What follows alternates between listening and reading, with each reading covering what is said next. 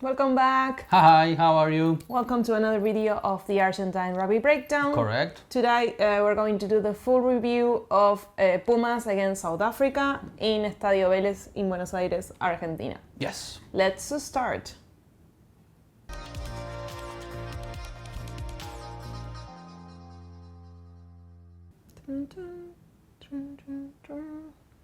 How do we start? I'm still very disappointed. It wasn't what we were Expecting. Yeah. Well, we thought it would be. Yes. I think I've been finding it difficult to analyze because there's so many factors to take into account to see if this was kind of a regular game. The main thing is it had nothing to do to the previous game, to the one in Johannesburg. Argentina was not, well, the Pumas were not in the game. They didn't show the same strength, conviction, courage. I don't know, courage is a strong word, but conviction or commitment that they saw in Johannesburg.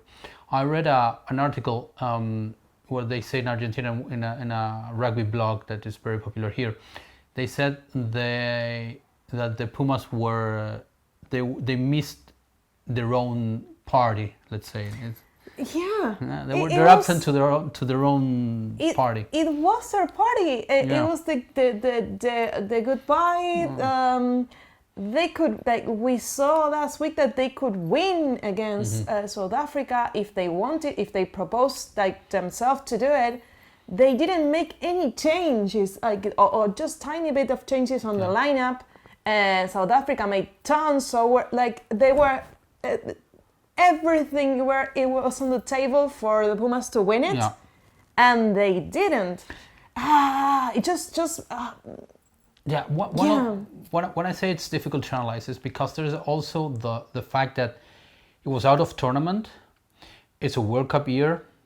It's 1 month away from the World Cup, and that had to work in the subconscious of all the players. And here's the thing: there's a reporter that wrote on Twitter the following. It's that the Pumas, let's say, most of this squad that went out yesterday, they are most probably going to be out in the first game against England. So in their head, clearly, they had to be at some point something saying, well, if I get injured, if I get suspended, I'm not going to be there. And showing also that after 1 minute of the game, Chocobares was out, and before the first half was over, the second rower, Paulos? No, Rubiolo was out with an injury or a big hit. So at some point that had to affect them. Also, that the fullback was a starting guy. Was the first time it was his debut, and he'd never played in the Pumas or at this level as a fullback. So it was also kind of a debut, and he made some mistakes. So clearly, it was hard for him.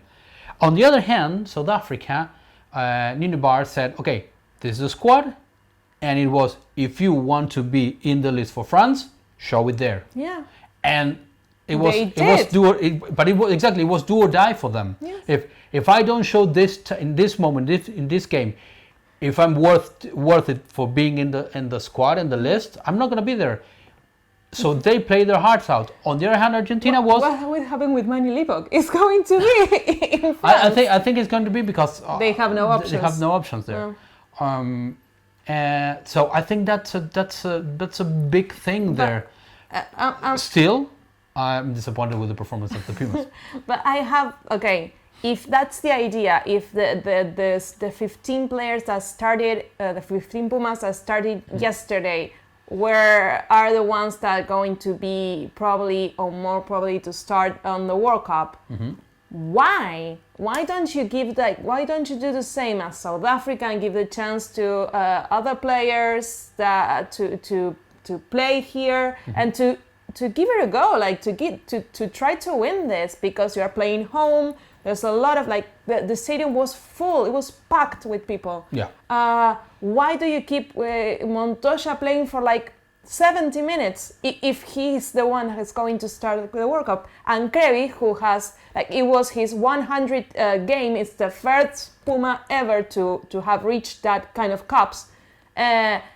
Only for 10 minutes. I don't understand any decisions they made, because I said, okay, when we were looking like before the game, we were looking at the starting the game, the players that we were going to play this weekend, and it was like, why? We saw it as like it's the same ones that have been like that they played in South Africa. Why do you do that? Why don't you make some changes?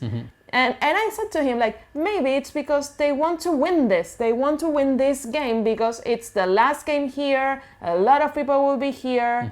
But they didn't. Yeah. I think it really played against them, against the Pumas, the decision, against Jake and the whole staff and the Pumas playing the same squad as in South Africa, or wanting to consolidate this group of players and win the game. I think it played against them. I also was surprised not to see more changes. I thought that by the end of the South African game that they were going to make a lot. That having said, okay, I saw these players that were playing in South Africa. I know the what they can give to me.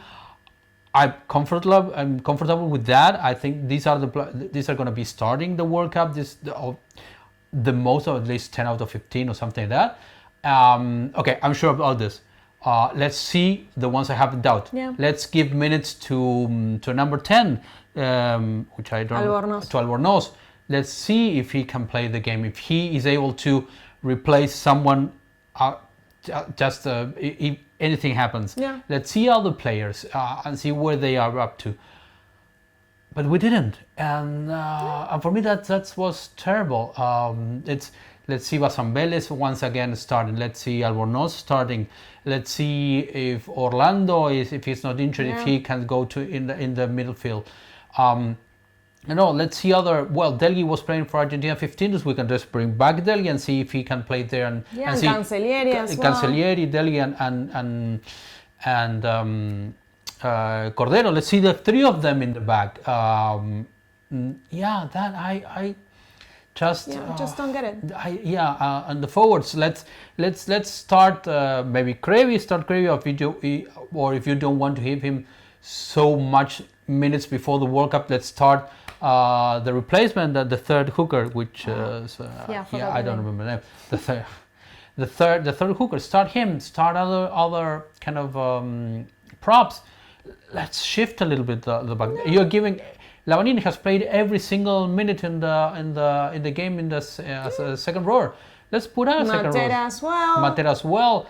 Gonzalez as well. I was hoping to see some changes, especially because you still have one game to go before the World Cup, which is against Spain, which really isn't that demanding, where you can place your starting squad or the 23 you think you're gonna be using against England, and let them play because Spain is not gonna be such a big kind of opponent. But no. If you wanted to keep all the players that you think you will start the World Cup with, I don't think they have a boost on morale after this game at all. I think it was like a chain of bad decisions that led to this. And in the game we gave silly penalties, soft tries. It was we didn't win the contact. We were not so clinical in the first half when we could have scored, and we were lucky. Manny Livok, he missed 3 kicks. That was 8 points. Yes. Well, what happened to Carreras on the game in South Africa when he missed a couple of kicks? Now was Manny, and he kept us in the game. Yeah. Just he missing those kicks kept us in the game, and we didn't take advantage of that. And we gave once again soft penalties, soft tries, and So Yeah, disappointed. yeah, as you can see, we're still not happy with it, or in a peace of mind state to give a full review.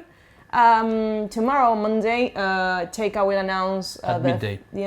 At midday, we'll announce the 33 players that are going to France. So we will see what happens there. We have some names that we think they're going to be on the list.